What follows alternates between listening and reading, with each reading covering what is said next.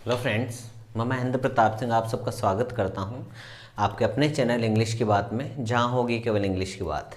Last videos में हमने देखा है, अपना टॉपिक चल रहा है मॉडल्स, और हमने उनमें से जैसे एक वीडियो मैंने आपको बताया कि एक ही सेंटेंस से मॉडल्स की सभी विशेषताएं कंप्लीट करना।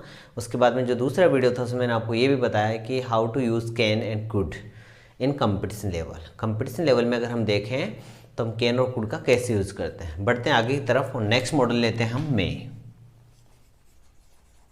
बहुत ही इजी मॉडल है मे मीन्स होता सकना, जैसा कि आपने कैन में भी देखा था सकना, लेकिन अभी देखते हैं इसका यूज़ हम बेसिकली इन प्रेजेंट टेंस करते हैं। प्रेजेंट टेंस में इसका यूज़ किया जाता है और करते हैं हम कब, जब पॉसिबिलिटी हो और या फिर पॉसिबिलिटी हो, तब हम किसका यूज़ करते हैं, संभावना के लिए हम इसका यूज़ करते हैं। संभावना हो प्रेजेंट टेंस में, जिसको हम हिंदी में संभावना बोलते हैं। जब किसी चीज़ की संभावना प्रेजेंट टेंस में हो, अब एक बात होती है जैसे सर सकना आपने कैन का यूज भी, जो कैन का सेंस था वो आपने सकना बताया, और साथ में मे का जो सेंस है वो भी आप सकना बता रहे हैं, बट दोनों सेंटेंसेस अलग अलग हैं। एक सेंटेंस में बोलूँ आज बारिश हो सकती है, ये केवल संभावना है, लेकिन मैं एक भारी पत्थर उठा सकता हूँ, ये मेरी कैपेसिटी है। I can solve a question, मैं क्वेश्चन सॉल्व आउट कर सकता हूँ, ये मेरी एबिलिटी है। लेकिन मेरे पापा आ सकते हैं, ये एक संभावना है। तो सकना सेम है, लेकिन सेंस में दोनों अलग हैं। तो कैसे करेंगे, फर्स्ट है like it blank space rain today. आज बारिश हो सकती है, आपको पता है इसमें टोटल संभावना है। उसके बाद में सेकेंड इसका एग्जांपल है we may see the stars in the sky. हम आकाश में बादल देख सकते हैं, संभावना है। मेरे पापा आ सकते हैं, माय फादर मे कम। जो भी है, आपको जब भी किसी सेंटेंस में पॉसिबिलिटी लगे और वो सेंटेंस प्रेजेंट टेंस में हो, तब आप उसमें मे का यूज़ करेंगे। इसका रूल नंबर 2 है, और इसका अगर आप एक नोट भी लिखना चाहें तो बहुत ईजी वे में आप इसका राइट कर सकते हैं कि जब भी मौसम और वातावरण से रिलेटेड मोस्टली जो चीज़ें आती हैं वो संभावना के तौर पे होती है, और आपको वहाँ मे का यूज़ करना होता है। उसके बाद में अगर हम इसकी बातचीत करें तो टू शो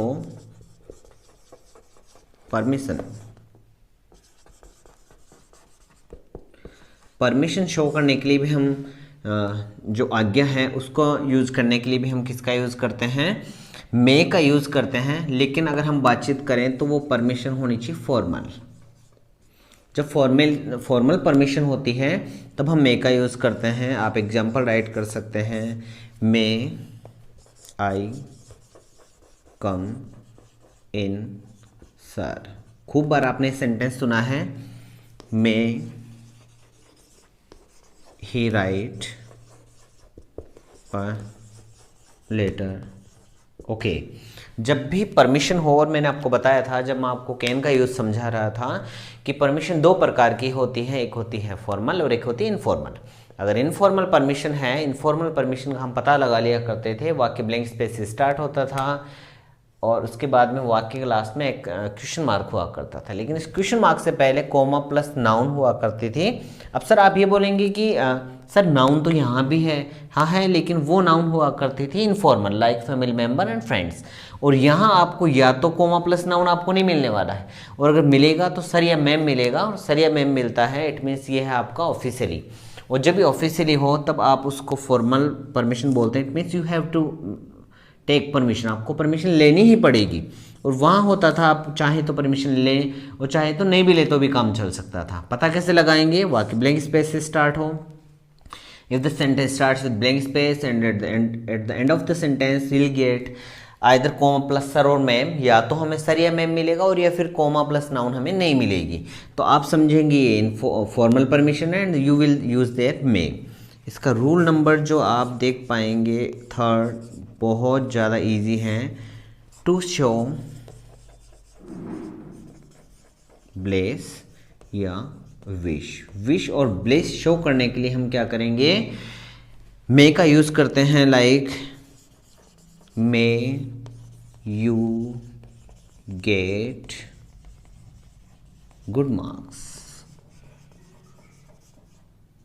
ओके, उसके बाद में है may he get a good job. Okay, और इसका थर्ड है मे यू लिव लॉन्ग। इसका बेसिकली अगर आपको पहचान करनी हो तो बहुत इजी है कि जस्ट मान लीजिए यहाँ ब्लैंक स्पेस है, नो डोंट वरी कि आपका यहाँ ब्लैंक स्पेस मिला, वाक्य के लास्ट में हम पहुँचे तो आपको वाक्य के लास्ट में एक्सक्लेमेशन मार्क मिलेगा। इट मीन्स ये वाला मार्क आपको वहाँ देखने को मिलेगा। और जब आपको ये वाला मार्क मिले तो निस्संदेह without any doubt you can use there may, आप वहाँ मे का यूज़ कर सकते हैं, क्योंकि उन सेंटेंसेस में बेसिकली आपको जो है ब्लेस और विश ही शो करनी होती है, वही वहाँ आप देख पाते हैं, तो आप वहाँ यूज़ कर देंगे मे का। अब मे का रूल नंबर जो 4 है बहुत इजी है ये भी, पर्पस दिखाने के लिए। पर्पज इट मीन्स उद्देश्य, उद्देश्य शो करने के लिए, उद्देश्य दिखाने के लिए, उद्देश्य के लिए हम हमेशा मे का यूज़ करते हैं। हमेशा तो नहीं लेकिन माइट का भी करेंगे, लेकिन कौन से कंडीशन में अभी पता लगाते हैं। We eat so that we may live, we may live. Okay, उसका सेकेंड एग्जाम्पल है Ram runs fast so that he may win the race। Okay, purpose दिखाने के लिए भी हम मे का यूज़ करते हैं। कैसे? जब वाक्य सो दैट से जुड़ा हो और पहले सो दैट से पहले प्रेजेंट सिंपल टेंस आया हो तो हम उसमें मे का यूज़ करते हैं। बहुत गौर से सुनेंगे इस चीज़ को, वापस मैं रिपीट कर देना चाहता हूँ इन सभी सेंटेंसेस को। मे मीन्स होता सकना, जो कि प्रेजेंट टेंस में यूज़ किया जाता है। टू शो पॉसिबिलिटी, पॉसिबिलिटी अगर किसी सेंटेंस में आपको लगे तो मे का यूज़ करते हैं। और पॉसिबिलिटी बेसिकली वातावरण या मौसम से रिलेटेड तो मोस्टली आपको पॉसिबिलिटी ही मिलती है। रूल नंबर 2 ये बोलता है कि परमिशन शो करने के लिए, अब बात ये permission, there are two kinds of permission. Permission दो प्रकार की होती है, फॉर्मल परमिशन, इनफॉर्मल परमिशन। जब इनफॉर्मल परमिशन होगी तब हम कैन का यूज़ करते हैं, और फॉर्मल परमिशन होगी तो मे का यूज़ करेंगे। सर हम कैसे पता लगाएं कि ये परमिशन जो है फॉर्मल है इनफॉर्मल? तो जब family members coma plus family members हों या फ्रेंड्स हों तब आप कैन का यूज़ करेंगे, या फिर कोमा प्लस सर या मैम हो तब आप मे का यूज़ करेंगे, या फिर कुछ नहीं हो तब भी मे का यूज़ करेंगे। कि सर या मैम होंगे फॉर्मल परमिशन, या कुछ नहीं होगा तो formal permission, coma plus noun हो फैमिली मेम्बर फ्रेंड्स तब कैन का यूज़ करेंगे। टू शो ब्लेस और विश, विश और ब्लेस दर्शाने के लिए भी आप किसका यूज़ करते हैं? मे का यूज़ करते हैं। जब वाक्य ब्लैंक स्पेस से स्टार्ट हो और वाक्य लास्ट में एक्सक्लेमेशन मार्क हो, then you have to write may 200%, तब आपको 200% मे का ही यूज़ करना होता है। उसके बाद में हम चलते हैं पर्पस शो करने के लिए। तो पर्पस शो करने के लिए हम हमेशा मे का यूज़ करते हैं। सर हमें कैसे पता लगेगा कि कौन से वाक्य में पर्पस हैं? तो जब दो सेंटेंस सो दैट से जुड़े हों और सो दैट से पहले वाला सेंटेंस अगर प्रेजेंट टेंस का हो, फिर से सुनेंगे इस चीज़ को, आप नोट करके राइट कर सकते हैं अलग से, कि if two sentence are combined with so that and before so that we get present tense then we have to write may. अगर दो सेंटेंस सो दैट से जुड़े हैं और उससे पहले वाला सेंटेंस प्रेजेंट टेंस का है तब आपको यहाँ मे का यूज़ करना होता है। मे का यूज़ बहुत ईजी है, आप आराम से इसको लर्न कर सकते हैं और आप इसका स्क्रीनशॉट ले सकते हैं ताकि आगे बढ़े।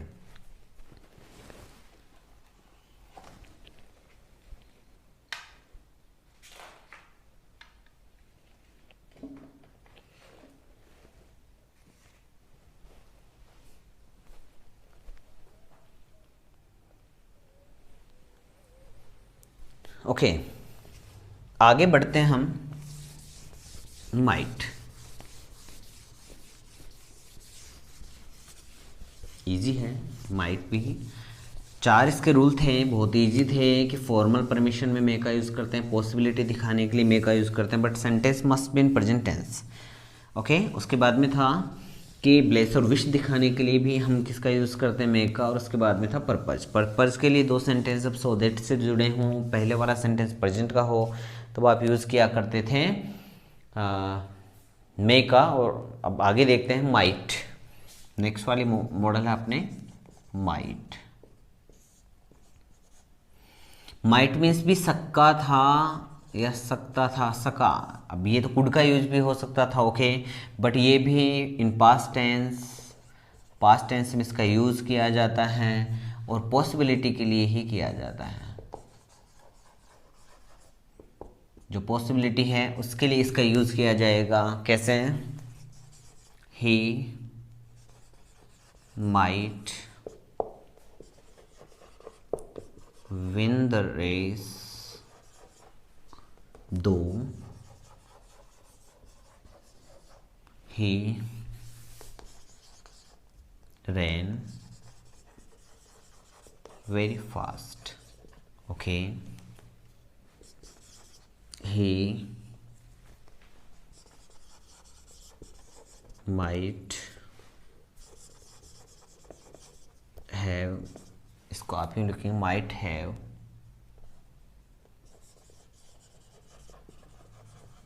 won, might have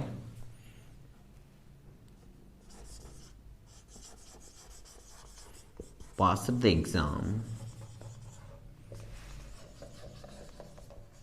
though he worked hard.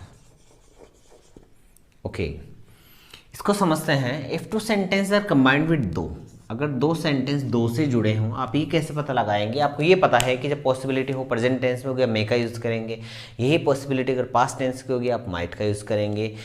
लेकिन हम पता कैसे लगाएंगे? First of all you will find the sentence in past tense. सबसे पहली बात तो ये है कि सेंटेंस से आपको पास्ट टेंस मिलेगा, तब आप एक बार यूज़ कर सकते हैं।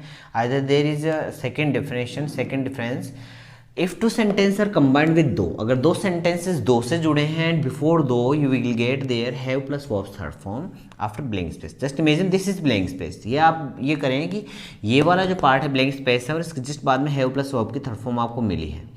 तो वर्ब की हैव प्लस वर्ब की थर्ड फॉर्म आपको मिली हो, दो आया हो, दो से पहले वाला सेंटेंस है, उसके ब्लैंक स्पेस के जिस बाद में आपको हैव प्लस वर्ब की थर्ड फॉर्म मिली है, तो आप इसमें माइट का यूज़ करेंगे। सेंस लेंगे, he might have won the race, उसने रेस जीत ली होगी, संभावना है पास्ट टेंस में। कैसे पता लगाया आपने? Though he run very fast, it means जब आप उसके पास से कहीं गुजर रहे थे आपने देखा कि वो बहुत तेज़ दौड़ रहा था, और अब आगे आने के बाद में ये आपने संभावना व्यक्त की है दूसरे तीसरे दिन की शायद उसने जो थी वो रेस जीत ली थी, क्योंकि मैंने उसे फास्ट रन करते हुए देखा था।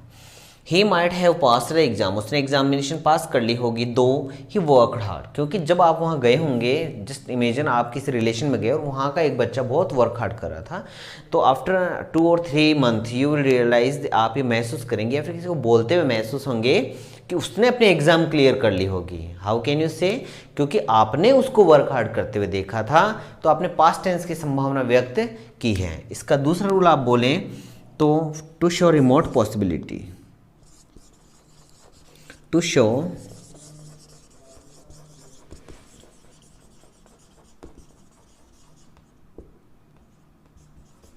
रिमोट पॉसिबिलिटी, इट मीन्स होती है दूरस्थ संभावना।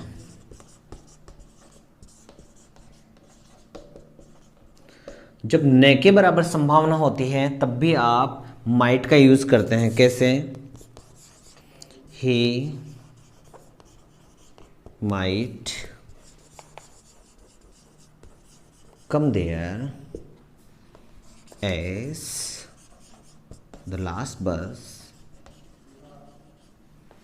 has gone.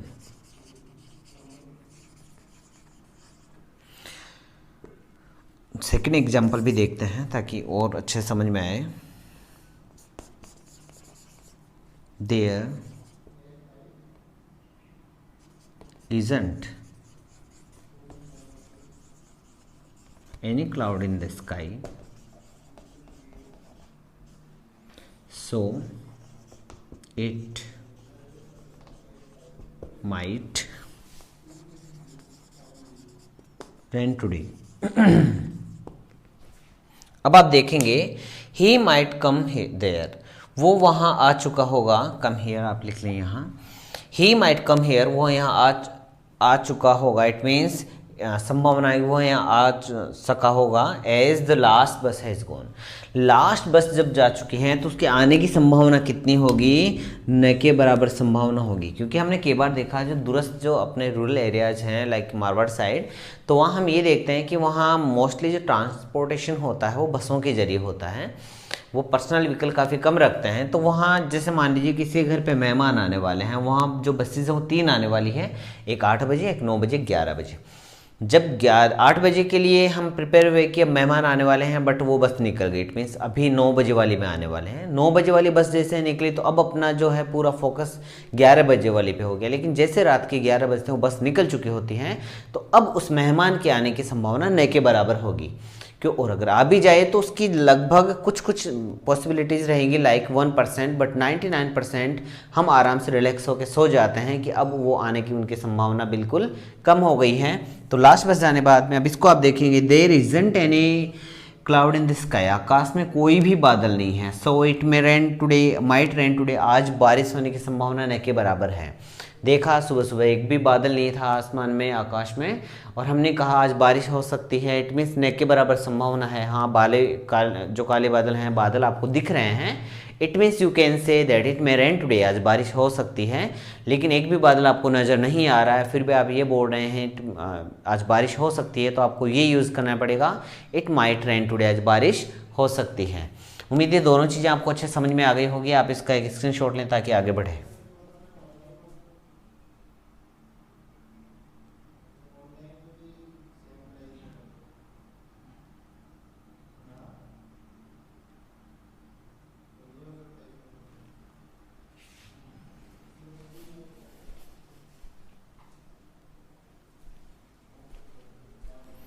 ओके, इसका एक रूल और देखेंगे आप लोग,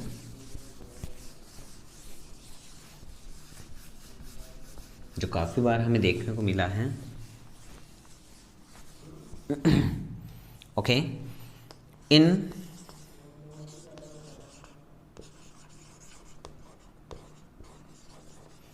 इनडायरेक्ट नरेशन,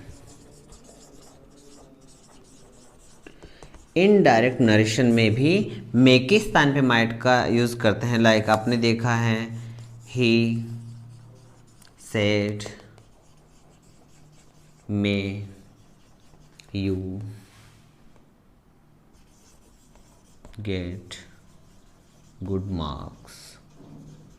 और इसका जब आपने देखा इनडायरेक्ट नरेशन, तो यूँ लिखा हुआ मिलेगा, ही विश्ड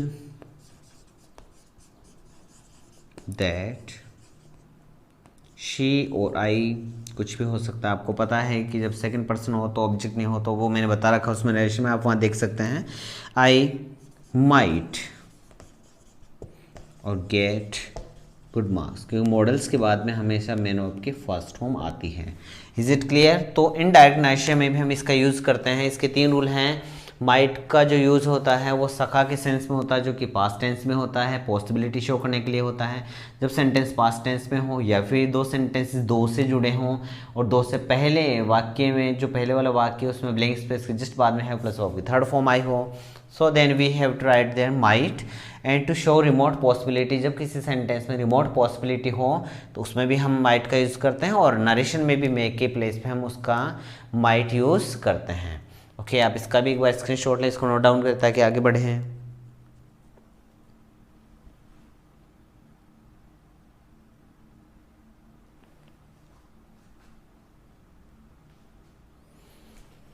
ओके, नेक्स्ट है वुड।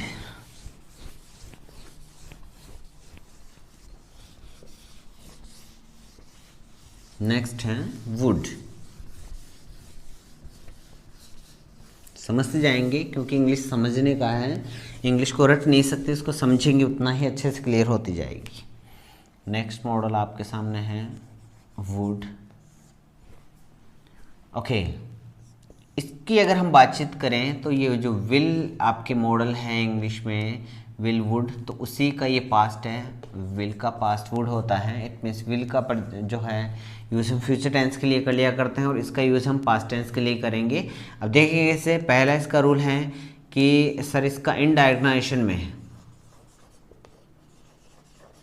इनडायरेक्ट नरेशन में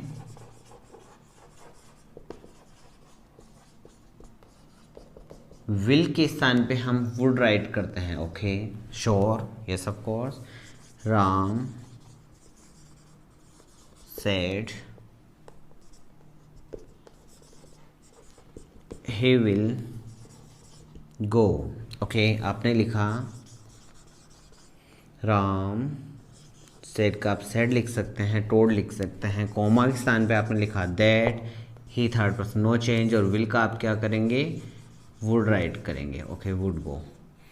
ओके, तो इनडायरेक्ट नेशन में जहाँ विल आता है डायरेक्ट नेशन में, उसका इनडायरेक्ट नेशन में वुड का यूज़ करते हैं इसके स्थान पे। इसका जो रूल नंबर 2 है, तो वुड का यूज एक्चुअली पोलाइट रिक्वेस्ट के लिए किया जाता है। जो आपने कुड का यूज देखा था उसमें लिखवाया था हम्बल रिक्वेस्ट, पोलाइट रिक्वेस्ट, एक ही बात होती है। कैसे, would you like to have tea please. Okay, would you shut the window please। Okay, आपको मैंने उसमें बताया था कि if the sentence starts with blank space, वाक्य ब्लैंक स्पेस से स्टार्ट हो, लास्ट में प्लीज और काइंडली हो, तो हम कुड और वुड दोनों में से कोई भी यूज़ कर सकते हैं। कई बार आपने देखा है कि प्लीज और काइंडली नहीं भी मिल पाते हैं, लेकिन आप देखेंगे कि अगर पोलाइट रिक्वेस्ट हैं तो आप हमेशा वहाँ किसका यूज़ करेंगे, वुड का यूज़ करेंगे। अब बात यह है कि कई बार हमने ये वाला सेंटेंस देखा है, will you please, will you shut the window please. Okay, लेकिन एक बात हमेशा ध्यान रखिएगा कि विल से थोड़ा ज़्यादा पावरफुल यूज़ वुड का होता है। अगर आप पोलाइट रिक्वेस्ट करना चाहते हैं, आप एक ट्रेन से जो है अपनी जर्नी क्लियर कर रहे हैं और उस दौरान आपने ये देखा कि आप ये बोलना चाह रहे हैं कि विल यू, तो विल यू एक वो तो है, रिक्वेस्ट तो है, लेकिन इतना दमदार नहीं जितना कि आप बातचीत करें कि वुड होता है, would you shut the window please, कि आप विंडो बंद कर देंगे प्लीज़। तो विल का जो पास्ट है उसको भी हम, उसका भी यूज़ हम वुड के रूप में करते हैं। और अगर पोलाइट रिक्वेस्ट शो करनी हो तो उसके लिए भी हम वुड का यूज़ करते हैं। कि स्क्रीनशॉट लें ताकि आगे बढ़ें।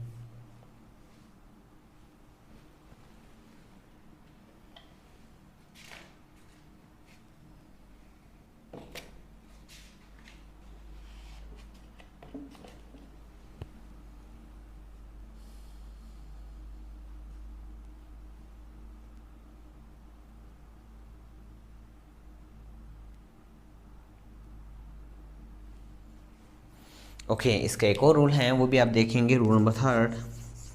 नेक्स्ट रूल पे आता है, रूल नंबर 3, कि जब भी आपने देखा होगा आई विश आता है सेंटेंस में और आई विश आता है इमेजिनरी कंडीशन में। आई विश आए तो उसके बाद में हमेशा वुड का यूज़ होगा, like I wish I could और I would. Okay, I wish I would reach in time.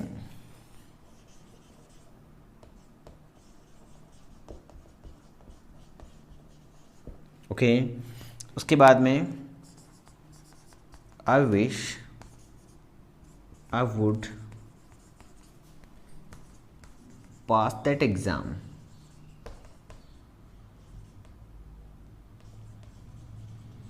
Okay, ये बात आपके समझ में आ गई होगी कि जब भी आपको आई विश मिले तो उसके जस्ट बाद में आपको आई वुड ही यूज़ करना है। आई wish I would, I wish I would. Okay, next आपका है,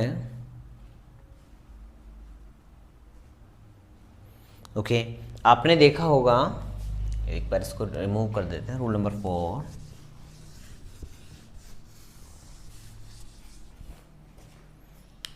कि जब कंडीशनल सेंटेंस आता है,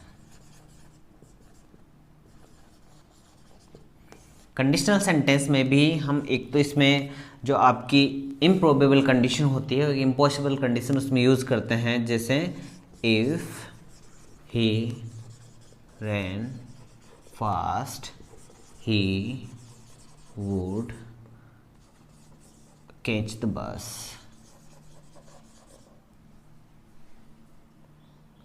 आप लिखेंगे he would win the race, catch नहीं, विन द रेस। ओके, और उसमें आपने देखा होगा if he had worked hard, he would passed, he would have passed the exam. Okay ये रही आपकी इमेजिनरी कंडीशन और इसको आप बोलते हैं इम्प्रोबेबल कंडीशन, जिसका रूल होता है if plus past simple plus future simple in past. और फ्यूचर सिंपल आपको पता है कि ही के साथ विल का यूज़ करते हैं, जहां आपको वुड का यूज़ करना था। उसके बाद में इम्पॉसिबल कंडीशन जैसे मैंने आपको एक वीडियो दिखा रखा है, वीडियो एक अपलोड कर रखा है, जिसमें था कंडीशनल का कन्फ्यूजन फिनिश। तो उसका एक बार आप देखें, पूरी कंडीशनल आपको बहुत अच्छे से उसमें समझाई हुई है, आपको लर्न भी हो जाएगी कि अगर they are three kinds of conditional sentences, open, improbable and impossible condition. जो ओपन कंडीशन आती है उसमें विल का यूज़ होता है। उसके बाद में जो इमेजिनरी इम्प्रोबेबल कंडीशन और इम्पॉसिबल कंडीशन आती है उसमें हम जो रूल होता है वो होता है इफ प्लस प्रेजेंट और sorry past simple plus future simple in past. Future simple का इन पास्ट करना बहुत ईजी है। विल आए तो वुड करते हैं, शेल आए तो शुड करते हैं। ओके तो यहाँ विल आया, वुड किया आपने, उसके बाद में आपने देखा impossible condition if plus past perfect tense plus future perfect tense in past. Okay तो इस प्रकार से आप क्या कर सकते हैं, किसी भी सेंटेंस को आराम से आप उसमें वुड का यूज़ कर सकते हैं। उम्मीद में है आज आपको मे, माइट और वुड का यूज़ समझ में आया होगा। बहुत ज़्यादा इजी है और इसको आप आराम से क्या कर सकते हैं, लर्न कर सकते हैं। अगर आपको वीडियो पसंद आया तो लाइक शेयर एंड सब्सक्राइब करना बिल्कुल नहीं भूलें। Thank you, thanks a lot.